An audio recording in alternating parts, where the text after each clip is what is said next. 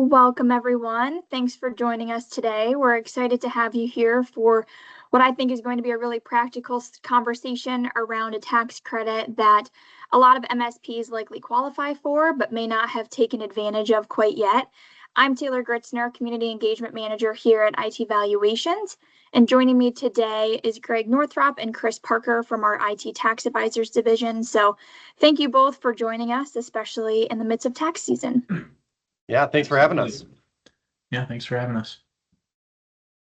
And before we dive in, we have to keep up with our favorite webinar tradition, which is trivia. If you've joined us before, you know the drill. If you're new, welcome, and you picked a good one to start with. We ask a trivia question at the top of every webinar, and whoever guesses the closest wins a $25 Amazon gift card. So consider it our way of fueling whatever your Amazon cart is currently looking like. And for today's question, take a look at the photo on your screen. You might not recognize him at first, but this is actually our own Greg before his iconic hair era began. In honor of Greg's impressive hair growth journey, we want to know, how long has it been since Greg last got a haircut? You can give us your best guess by month and year. Drop it in the chat and we'll crown our winner at the end of the webinar. So while you're putting your guesses in the chat, I just have a few quick housekeeping items before we jump in here. We have an upcoming webinar this spring. We're going to take a quick hiatus for spring break, but then we'll pick things back up in mid-April with Bob Gensler and Reed Warren as they talk through the emotional side of selling. Bob will share his personal story about navigating life post-transaction and provide tips and things sellers should keep in mind as they transition into a new phase of life. So if this topic piques your interest, we would love to have you join us for this upcoming webinar. You can register at itvaluations.com/webinars. We'll also be sending out some emails prior with the registration link. And again, today we have the pleasure of hearing from two of our very own tax experts, Chris and Greg. Chris, I'm going to pick on you first, if you don't mind giving a quick introduction of yourself and your background, and then I'll have Greg follow. Yeah, of course. Obviously, I'm Chris. I am a tax manager for IT Tax Advisors. I'm also the lead specialist for our R&D study business line, service line, however you want to refer to it. But as far as my background goes, I actually came to IT Valuations and now IT Tax Advisors as well. About a year after Greg started, he and I worked at Big Five firm BDO. Prior to coming here, I was on his team for 5 years. I like to jokingly say I was his right-hand man. I worked on probably 90% of my projects with him and kept things moving. And we worked high net worth individuals. But even within that, I had a lot of MSP technology clients that I worked on both with Greg and also with just other managers and team members within that practice. And then coming over, R&D credit studies, just having to deal a lot with those, just both from a perspective of startups. We have a number of clients that are startup CEOs, CFOs, part-time CFOs, where they're overseeing a number of businesses that are all startups that are heavily involved in technology. They're all doing the R&D credit. And so that's where a lot of my experience comes from, is from that background and just diving into that and making sure that those studies are, number one, being done correctly, but also that of course, on the tax side, things are being filed correctly. And then with One Big Beautiful Bill, that just evolves into, hey, we have this opportunity, and why don't we take our expertise for MSPs and turn that into something that should be a conversation really for any MSP with your CPA. So. Yeah, absolutely. Thanks, Chris, for the introduction. Thank you, Taylor, for putting this on. Thank you, everyone, for being here. I'm kind of the frequent flyer to the webinar series, although I probably look different with each passing webinar, given the trivia question in terms of my last haircut. But as Chris mentioned, I was at BDO before coming to ITV, started IT Tax Advisors in July of 2024, and really just have a passion for educating, teaching, and equipping business owners just with the knowledge of taxes not everyone needs to be a tax expert, but you really should be aware of what opportunities, credits, incentives are available to you, as well as what are the deductions and tax saving strategies, as well as what are the tax potholes or minefields that you need to be aware of that you might all of a sudden be subject to tax when you weren't aware of it. And so that's a lot of what we try to do with our practice is really, meet with our clients regularly and really try to advise them so that they're aware of those things ahead of time. And so as it pertains to the, R&D credit, when the One Big Beautiful Bill was released, the first thing I did was I read the bill. And the second thing I did was I contacted Chris and said, we need to launch an R&D practice yesterday because this is like such a huge opportunity for this marketplace where, especially reading through some of the different clarification items within the code, within the One Big Beautiful Bill, as well as even just, further diving into the code sections of the R&D tax credit, there's a lot there that historically CPAs have looked at as ambiguous, which is why maybe a lot of CPAs have said like, no, you don't qualify, or, oh, don't do that. That's a audit risk to take this credit. And really where there's ambiguity, there's opportunity is generally the way I look at it. Now, with that, we want to be obviously conscientious of if I'm sitting across the table from an auditor, I want to make sure that I feel secure in whatever I'm saying is the deduction, the credit, or what we're taking on the tax return. So, because Chris and I are CPAs, we really sat down and tried to figure out what is a methodology for approaching the R&D credit that we as CPAs can like stand behind, that we would sign the tax return, even if we're not the ones that are filing the tax return for those clients that we're doing the R&D credit studies for, which is maybe a different approach than some other boutique R&D credit study firms take, where they're trying to maximize the credit with almost very little to no recourse or liability because they're not the ones signing the return. And so that's really our approach to these studies, is really trying to make sure we hit on the 4-prong test, which we'll get into on this call.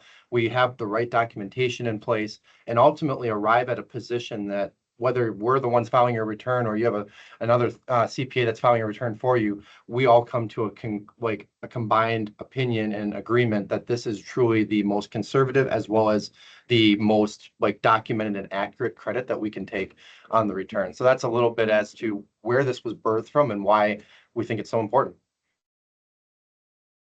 Awesome. Thanks for that, Chris. And really just to dive right in now, or sorry, Greg, but to dive right in, Chris, I'm going to pick on you again. For those of you who aren't familiar with the R&D tax credit, can you give a high-level overview of what the credit is and why an MSP might consider looking into it? Yeah, so the credit has been around for a long time, so I'm going to have to try and just, if I had to give it a one-sentence summary of what it is, what it really is it's an incentive by the government to give businesses the opportunity to pour into both the economy and their own business structure and processes and essentially get rewarded for it. When the credit came out, it was in the 1980s. We were in an economic downturn and they wanted to jumpstart the economy. And so they passed the credit and it was made permanent with the PATH Act back in 2016. Now, it's a credit, it's not a deduction, which is to say it directly reduces your tax liability. I use this phrasing a lot with clients whenever I'm on calls, but because not everyone is as financially savvy as the next person. If I have $100 of income and I have a 10% tax, I have a $10 tax liability. If I have a $10 deduction, now my income is not $100, it's 90, and I owe $9 in tax. But if I have a credit, my income is still $100. I still owe $10 in tax, but now I have a $10 credit to offset that tax and I owe nothing. So that's kind of the impact of what a credit is. Why it's such a big opportunity for MSPs is because with MSPs, what we find is it's not really a question of if you're doing R&D, it's a question of how much, and then is it worth it for you to do the work and the study process in order to actually take advantage of and claim that credit, because you're already doing all of the work. You're already doing the things that qualify. Now, why not get rewarded for it? And then, Yeah, that's Greg, really, how really would you good. pile on?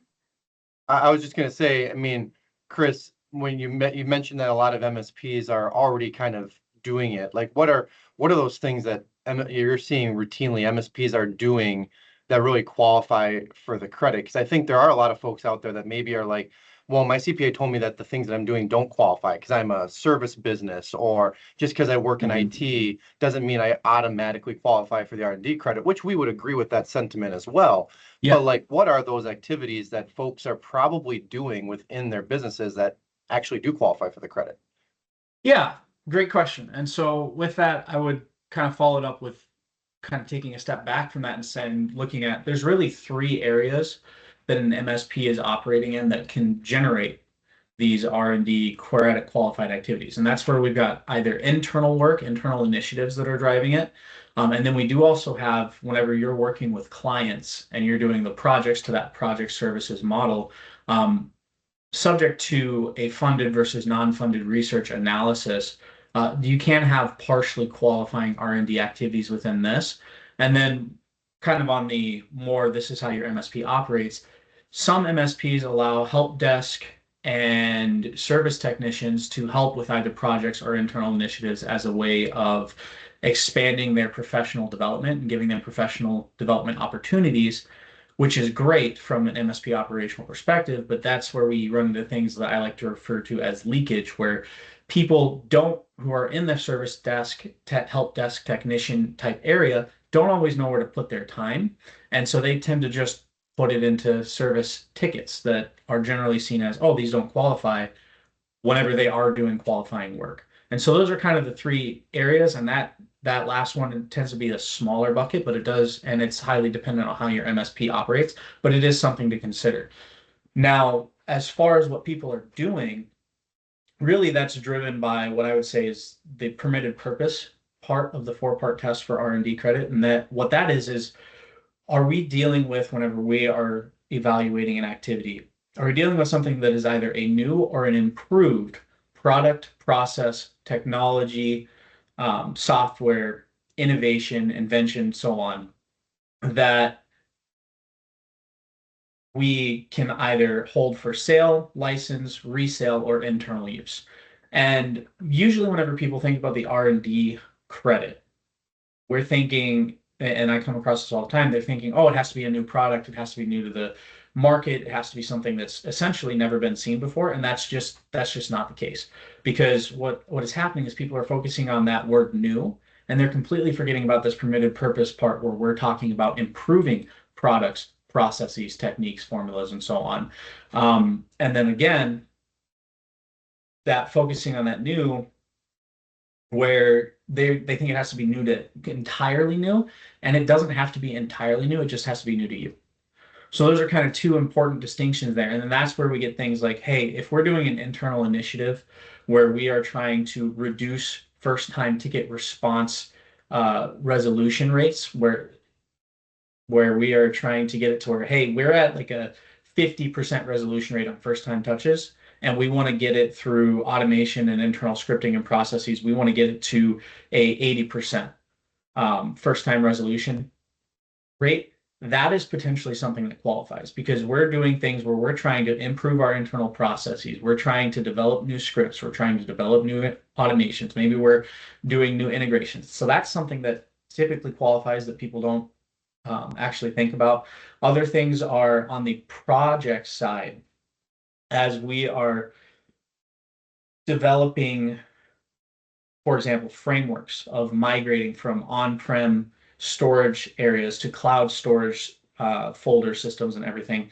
You develop a whole framework around that, and that is something that potentially qualifies, because that's either a process or a technique under this terminology, and people don't necessarily consider the fact that those things can qualify. And then one other one that I would just throw out here is cybersecurity architecture and response design. Whenever you're trying to either consolidate multiple security tech stacks, or you're reviewing that security tech stack, or you're reviewing your security offerings, and you're trying to figure out how can we make these better, how can we make these operate more efficiently or reliably for our clients, those are all things that are passing that permitted purpose test, because we're trying to improve things. And so those, with MSPs, you're doing a lot more that potentially qualifies than you realize. Yeah, one follow-up question to that. I get asked this a lot. Like, companies swaps out their PSA tool. They go from ConnectWise to Kaseya, or they're just switching up their tech stack. They had one tech here that they used to use, and now they're just integrating a new piece of tech. Can you speak to, like, when you're going through a migration or an integration of a new technology, what maybe does qualify versus what doesn't? Does the whole thing not qualify? Does the whole thing qualify? Where would something like that land? Yeah, well, what I would say is that it depends. With all of these, it depends. But generally, with something like that, what we're finding is that actually a pretty good portion of it does qualify. It's almost never 100% because there are things that are specifically excluded, like routine implementation, routine workflow type upgrades, and like those types of things that just they don't qualify. They're specifically excluded. But to the extent that we're doing things where, hey, this is a new PSA to us. We're testing how it works. We're testing how the configuration integrates with this security stack offering of ours, or with this tech stack, or with this tool. And as we're testing and running tests around those, whether in some MSPs, they do it within an internal server, some MSPs do it within internal sandboxes, however you want to look at it. But the question is, what's above routine? And then do we have kind of questions around, hey, is this capable of doing this? Are we uncertain of what the appropriate design for this is, or what the appropriate method is? Those things that are like that, those are the types of activities within that migration period that would qualify. Awesome. And I guess a question from me, Chris, would be, how do you typically coach clients to document their qualified activities? Is it a difficult process? And where does a specialist like yourself actually change the outcome? Yeah, no, great question. I actually get that a lot, even just from clients, like, how do we document this? So one thing that's unique about R&D studies is that we're not necessarily creating documentation. We're reviewing the documentation that you have. And then to the extent that there are gaps in documentation, the question is, can we fill those gaps? And then how do we make certain that those gaps are covered moving forward? And with that, what I would say is you're already creating documentation as you're doing these things. It's the question of, are you housing it correctly, and are you housing it in a way that's easily and efficient to pull it for the purposes of an R&D study. So things that you're already doing, time entries. If you're doing scripting, you're creating change logs, maybe you're creating iterations of a script. The key thing with these is saving these, and saving these in a location. With time entries, there are things that you can do where you can say, hey, we know we're doing testing here. We want to log this as a R&D work type. You can do those types of things. Now, the thing that I like to touch on with all of this, though, is that the biggest enemy of MSPs is familiarity bias, which is you are dealing with uncertainty and technical innovation at such a robust scale and so commonly that there can become this point where you're just like, oh yeah, this is just what we do. And whenever you hit that, and whenever your team hits that, that's when your team starts to not document things as clearly. You don't document things as cleanly. You don't document, hey, this is the testing that we were doing. This is the specific result we were searching for. These types of things, you just don't track them because, oh, this is run-of-the-mill operation. This is just what we do. And that's that familiarity bias in operation. And then what happens is, a third party like myself, I come in and I go, well, this is not routine implementation. This is not routine migration. This is not routine in any scope or reference of the word. Yes, you've been dealing with it a lot, but as a third party, this is not. And so whenever you run into that, that's where you see a large drop in the ability to quantify the actual QREs, qualified research expenditures, and R&D credit for people, because they just don't have the documentation. And the one thing that I always try to stress with MSPs is, if you don't already have it, you should develop some kind of internal documentation, standard operating procedure as to how you determine whether or not something is a routine implementation or a routine migration or just routine work versus what is over and above that. And related to that, Chris, if an MSP wanted to pursue the credit, what does the process actually look like, and where do most people get stuck? Yeah.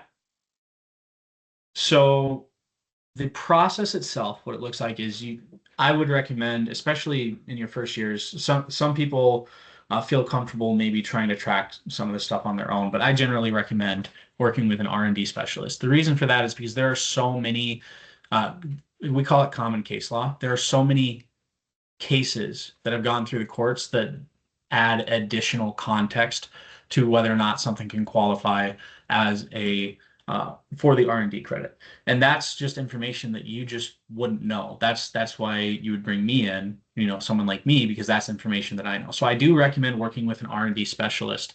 Now, outside of that, what the process looks like is generally you go in, you're going to have a few conversations with the R&D specialist. We're going to look at things like, hey, what's your strategic vision? What are things that you've been changing both internally, and externally? What do your client engagements externally look like? What are some major initiatives that you've taken either in that year or if you're doing a multi-year study over the past few years? Let's talk about those things. And then we really determine what the IRS is looking for whenever you're doing an R&D study is they want the what and the how. And the what is business components, the how are qualified research activities. And so what we do as part of the study is we look at, hey, what are the things that you're actually developing that fit this permitted purpose that we can take R&D on? And then what are the activities that you are doing to be able to actually produce those things? And so we look at things that you have in business documentation, like time entries, project artifacts, which could be, again, those change logs, different iterations of scripts, those kinds of things generally. And then the courts have been very favorable to interviews with subject matter experts on your team. So you're not going to have perfect documentation, but that's okay because there is no silver bullet of documentation for the R&D study unless the only caveat to that is patents. If you have a patent, that's usually a really good source of truth for the IRS. But outside of that, there's no silver bullet of documentation that's going to say, hey, we absolutely have R&D, and you're not going to adjust anything for us. That the only exception to that is a patent, because of the rigorous process behind that. Now, generally, these can take three to 6 months, depending on the level and depth and scope of what we're looking at with an R&D study. At least that's the way our process is. Some processes can take 4 to 8 weeks. It just depends. It depends on how much you are doing. And then what we do is you have the interviews, you look at the documentation, we follow up with you, and then at the end of it all, a good R&D study, what they do is they give you hey, here's the R&D study packet, here's the documentation that your CPA needs to file for the credit. And then what we do that's a little unique is we actually make recommendations since we've already been looking at your documentation and how you are tracking things of, hey, here's how we can make this better for next year. As opposed to other R&D firms, they might just, hey, great, here's all the documentation that we reviewed, do better with this. Whereas we're like, okay, hey, you had a really big issue with familiarity bias amongst your team. Here are things that we would recommend with this. And you are tracking time, but you're not tracking time cohesively. You're not tracking it in a way that is standardized. And so here are the changes that we would make to how you track your time and things like that. And we provide that as part of our R&D study practice. Awesome. And we had a question from the chat. Jason asked, do you defend it if there is an audit as a result of the work? Yeah, no, I love that question. I actually love that question because it lets me talk about another thing that most people don't realize. Yes, we do defend our work. Our statement of work is actually written in a way that allows us to do that as CPAs because we're governed by Circular 230 and how we can represent you in front of the IRS. And one of those things is that if we ever wanted to represent you, we can't do a contingency fee-based billing. Now, what most people don't realize whenever they engage with an R&D firm is that contingency fee-based billing is actually just a red flag for the IRS in general. And because of how we have to operate as CPAs, we can't even do that. But if you work with an R&D credit firm and they say, yeah, we'll take 20% of the credit, and we'll do the study. When the IRS, or if the IRS audits, the first thing they always ask is, let us see the statement of work. And then they get the statement of work from you and they see that and they see, oh yeah, it was a 20% success fee based on the credit.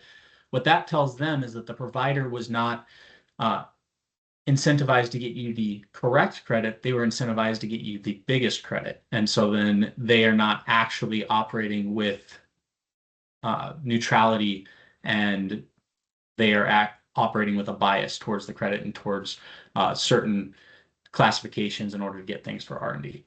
And so that's a big red flag for the IRS. We don't throw that flag for them with our engagements. Awesome. Thanks, Chris.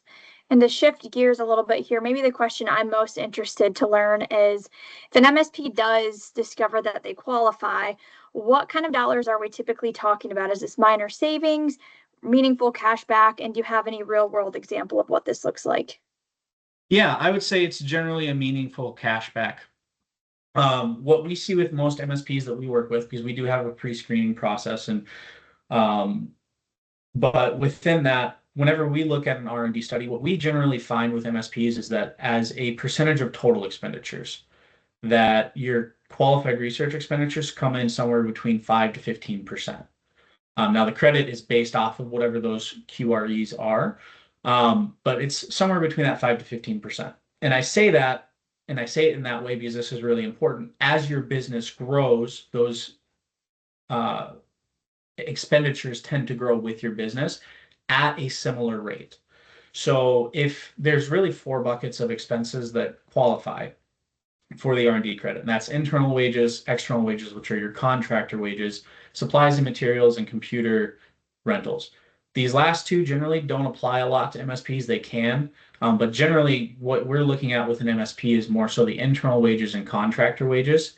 And as you grow your top line, you're going to grow your expenses, both just from an operational standpoint, but also hey, we need to hire more team members. We need to do these things. And then, oh, we've hired more team members. Now we need to become more efficient so that these team members are actually producing revenue at a rate that is sustainable for us. And so those expenses are growing in tandem with that top line. And so we generally look at whenever we do our projections of credits, we look at that 5 to 15% range. What do we expect the lowest credit to be that you would potentially qualify? What's the highest?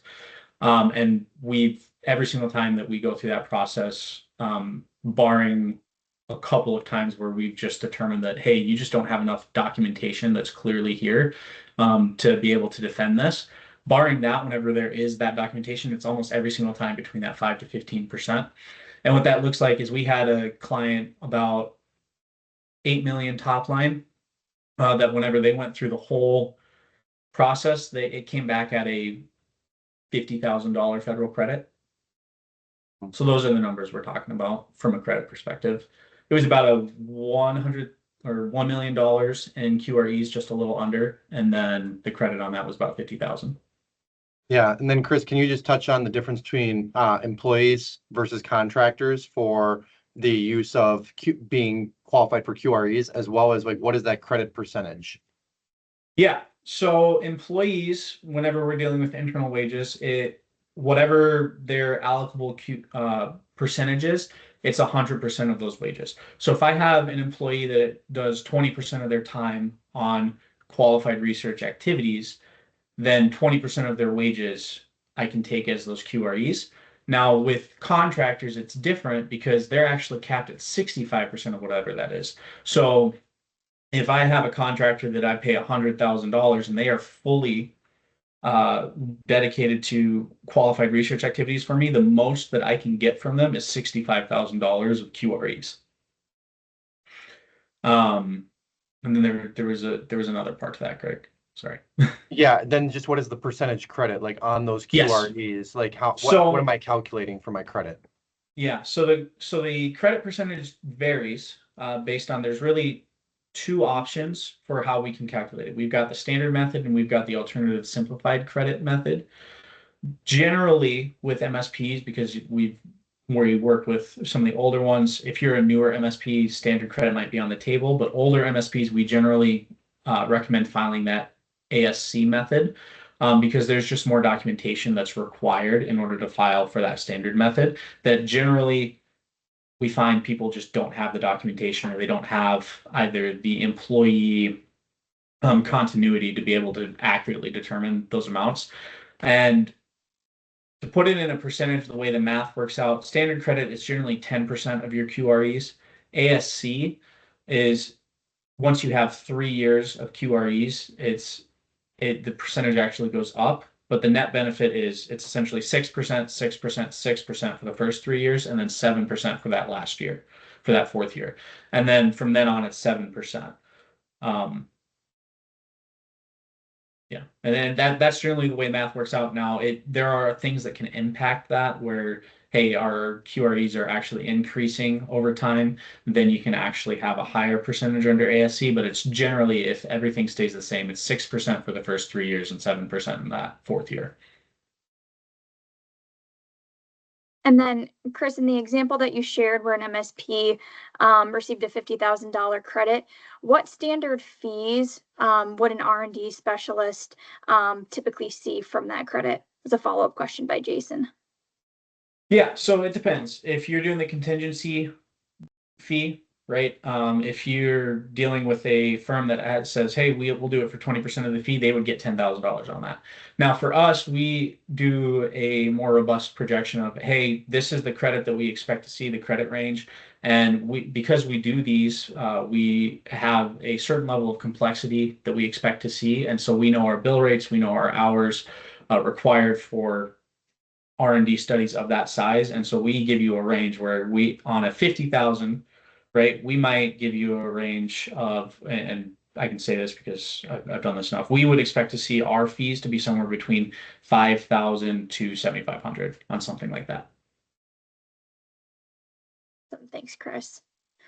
And then to shift gears here a little bit, if I'm an MSP and I already filed my 2025 corporate return, can I still claim the credit for 2025? And then what about previous tax years that I didn't take a credit on? Yeah, yes, yes and yes. So you can for 25, and then yes, you can for previous years.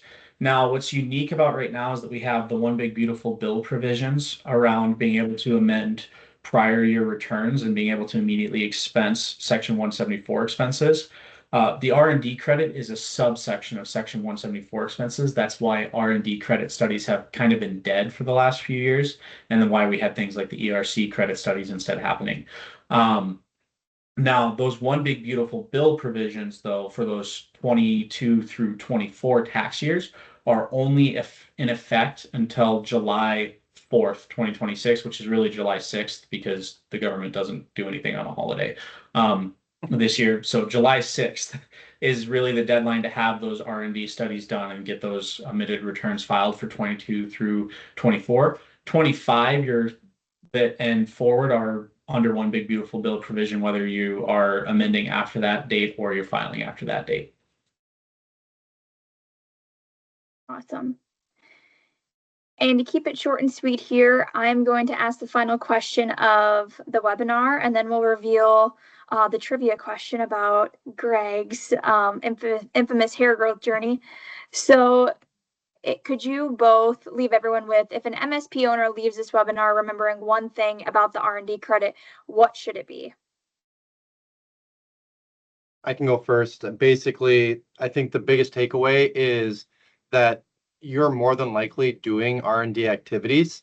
You need to just sit down with someone and identify what those activities are.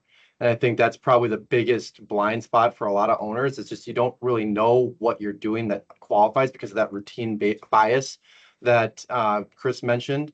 So having someone else with a different perspective come in and tell you, hey, this qualifies, is super valuable. Whether you take the credit or not, just knowing what qualifies would be super helpful. Yeah, and the only thing I would add to that is that more so now than ever, as an MSP, this is a conversation that you should be having with your CPA on at least a yearly basis. Yep. Awesome. Well, thank you all again for joining today. It was a great conversation, and I hope you walk away with more clarity around the R&D credit. And a special thank you to Chris and Greg for sharing all of their knowledge around this topic. And then as a thank you for attending, we will be sending each of you a complimentary R&D tax credit guide that covers what qualifies, how the credit works, and then how to start claiming what you've earned. The guide will go out to the email addresses you registered with, so be on the lookout for the guide later today. And then if you're interested in talking with our team more about the R&D credit, or if you're curious just about our general tax services we provide, please feel free to scan the QR code on the screen to fill out an inquiry form, and our team will be in touch with you right away. Alternatively, feel free to shoot Greg or I a note over email, either at greg@itvaluations.com or taylorg@itvaluations.com, and we'd be happy to set up a discovery call with you. And then to close us out today, Greg, would you like to share when the last time you sat in a barber chair? Yeah, I attend Evolve quarterly, so I was getting in this rhythm of always getting my hair cut before I go to Evolve.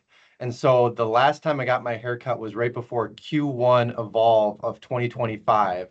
So the exact date was February 2nd, 2025. So it was exactly 1 year and 1 month ago. So congrats, Clay, for getting that spot on nail on the head. Well, congratulations again, Clay. He won last month's webinar as well. I'm very impressed by your skills. So I'll reach out to you directly and make sure you get that Amazon gift card. But again, thank you everyone for joining today. It was a great conversation. I hope you all took something valuable away. We'll follow up with everyone here shortly to share the recording as well as the R&D guide for you to download. So hope everyone has a great Tuesday afternoon, and thanks again for being here. Thanks, everyone. Thank you, everyone.